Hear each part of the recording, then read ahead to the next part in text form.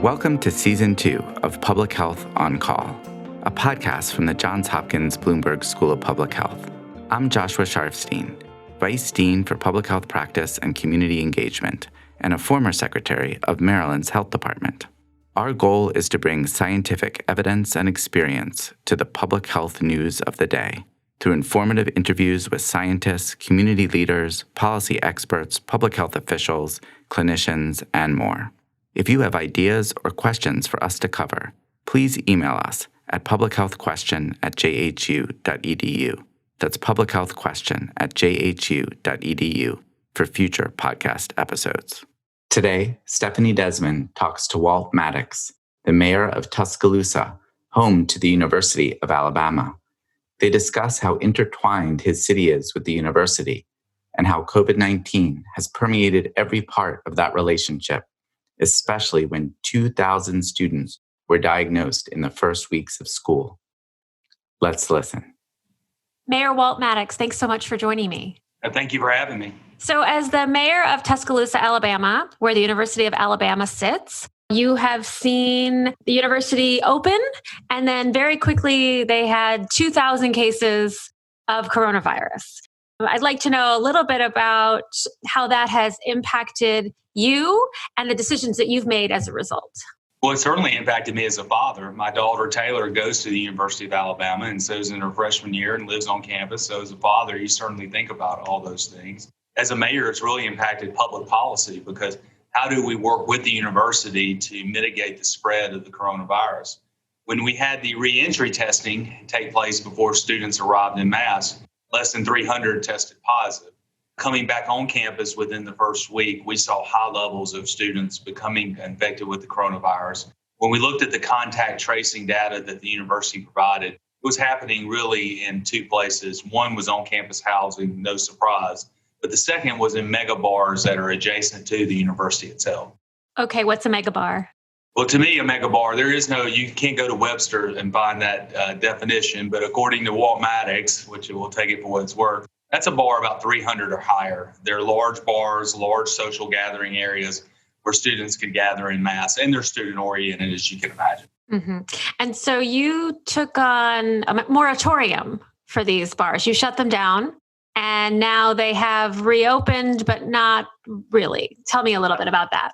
Well, not really. Initially, I signed into law an executive order that allowed us to end bars, end bar service, as you know, both in bars and restaurants. Now, you can still have table-seated service. Most bars, all 29 bars, elected not to do that. Restaurants obviously went with the table-seated service. But what we discovered during the process is that of the 29 bars we have here in Tuscaloosa, really 23 of them were not the student-oriented where we were having the major issues. So after the 2-week period, when we saw positivity rates went down, we amended the order to allow for 50% occupancy only. And then if your occupancy would be above 100, that was your cap. So if you were 1,000, you could have no more than 100. If you're 200, you could have no more than 100. In the week since that has happened, the testing data continues to be good. We also have limited restaurants' abilities to morph into a bar setting. That has also had a positive impact as well. Now, our efforts have been in concert with the university, who took on their own preventive measures to help mitigate the spread of the coronavirus. And they basically limited school activities beyond the classroom, essentially. That's right. And I can tell you as a father, I've seen in my daughter a very limited activity of what they can and cannot do. I know that's not the best way to begin your college career, especially if you're a freshman, but whether you're a freshman or a senior or a graduate student, yet they're still able to keep that in-person instruction, which beyond the healthcare, and that's the number one public policy thing we think about every day. But for our city, we're a metro area of 250,000 people. The university staying open was important because it has a $2 billion economic impact on our economy. I was going to ask about that. I mean, so your town, your city is defined by the University of Alabama. And so their successes are your successes. I can only imagine what it was like in the spring when they were forced to shut down. For us, it was an economic depression. We began losing about $500,000 a week just in revenue that the city collected. Half of our business licenses, roughly around 6,500, didn't even submit their March sales tax. So that gives you some idea of the economic impact. If the university were to go to virtual online learning and do what they did this past spring, which, by the way, was the right decision. I mean, certainly was the right decision.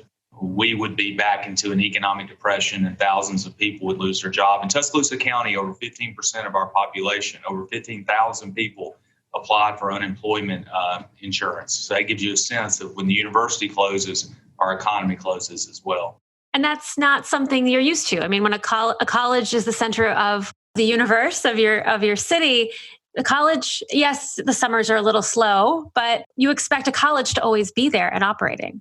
Yes, it is the sun of our economic solar system, you could say.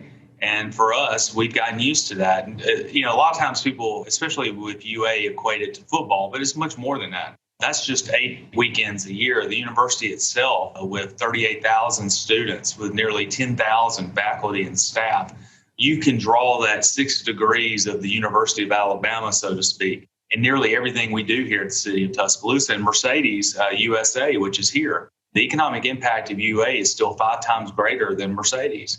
So it is our leading economic driver right here in the city of Tuscaloosa. So I know there often are tensions between a university and where it is located, the sort of the town gown situation. Is the influx of students with COVID, is that causing issues? Is the fact that you shut down bars for a while, is that causing issues? Everything related to COVID causes issues. And I think it's a factor of people are just angry. I mean, there's been so many things lost during this. Certainly, if your loved ones, if someone has been sick or dies, you've lost something there. But everyone has lost memories of their life. Again, I go back to my daughter. She didn't have to, get a high school graduation. She didn't get those sorts of things. We've all missed something into this, both large and small. So there's this anger there. And then I think social media creates this firestorm as well. And then you interject a good dose of just politics. It's also been applied to this. There's no one that's completely happy. But the thing that I'm proud of at the city is that our decision-making has been based off public safety, and it's been based off logic and data and science. At the end of the day, that's all I want to be judged by. The university, to their credit, and I would tell you if I didn't think so, but the university, to their credit, has done exactly what is needed in this process, both being prepared for the students to come back and since the time of their arrival. I understand that the moratorium that they had on activities has elapsed, and that there will be perhaps more interaction among students. Does that concern you that we could see a resurgence? Because I do know that the numbers have gone down of positive tests. Everything concerns me, and I don't mean that to be flippant in any way, but I mean, you were worried about the bounce from Labor Day. We worry about, as people, we've had 2 great weeks of numbers, and you can almost feel it in the city where people are starting to relax a little bit more. Our hospitalizations are at the lowest point since early June. We haven't seen numbers this low in a long, long time. And yet you almost feel like there's another storm on the horizon, which makes COVID has been this way since the very beginning. It seems like we go through a harsh spell, we get to a point of where we can relax a little bit, harsh spell again. So I'm a little bit nervous about it all and won't feel any relief, and quite frankly, until there's a vaccine. In the meantime, though, we have to do 2 things. One, we have to be safe and respect each other. And number 2, we have to continue to live our lives within defined boundaries. So trying to do both from a public policy standpoint is what we're endeavoring to do every day, is to bring that balance to the forefront. So I can't talk about Tuscaloosa, of course, without talking about football. I know that the Tide are playing, and there's going to be a limit on how many folks can be in the stadium. Is that correct? That's correct. I think around 18 to 19,000 will be the bar. Now, to me, that sounds like a lot of people, right? I asked you all this already, the concern part, but I mean, there will be thousands of people gathering in that stadium. Do you think that there will be enough social distancing required to avoid another surge? The stadium doesn't worry me because it can seat 100,000. So it's what happens outside the stadium, especially as conditions improve. I do worry that you could have 10 to 15,000 people show up who cannot get in the game. On a normal game day in a non-COVID world, Alabama has 100,000 in the stadium and about 25 to 30,000 outside the stadium. So it is an event unto itself. I'm worried about what happens outside the stadium. The university is not allowing tailgating, but we know tailgating will happen. And even with the best vigilance, we've got to provide safety and security for a very high targeted event while simultaneously trying to get people to do what's right. it's going to be very, very difficult. You cannot enforce your way through COVID standards, regardless of what people think. We get hundreds of calls a day about masks or parties or whatever it is. We will never have enough law enforcement to be able to enforce these ordinances. And I do worry about the breakdown of common sense. At the same time, we've reached a point where our healthcare system is well within its capacity to handle all this. So we'll just have to take it day by day and week by week as we continue to look at how this unfolds. I mean, I know they're going to be playing football in there. Have you asked people not to come? No, we're not to that point yet. I mean, we do get one blessing that our first home game is not till October 3rd. I'm sending team members out to other SEC schools who are similar to Tuscaloosa in terms of population and, quite frankly, fan base that are so fervent. So we can see how they're handling that as well. But Alabama, obviously the university and its championship pedigree, we're going to have 10,000 plus people show up in our city, which economically is a good thing for our hoteliers and for our businesses. But at the same time, that's going to make it a little bit more trickier. Inside the stadium is not my concern. It's outside the stadium because the university will be able to maintain the social distancing within Bryant-Denny. Mm-hmm. I mean, it is a humongous stadium. I couldn't believe when I saw that it holds 100,000 people. Oh, yeah. And you should come to a game day because then you have, especially when we play LSU or Auburn, there's about another 40,000 people within a block of the stadium. So it's an amazing scene. As an aside, I mentioned to you that I was a reporter at the Birmingham newspaper in 1994. Right out of college, and I did cover an Iron Bowl, which for those who don't know are when Auburn and Alabama play each other. And I didn't even go inside because I spent time outside with the crazy tailgaters. And that was really an experience.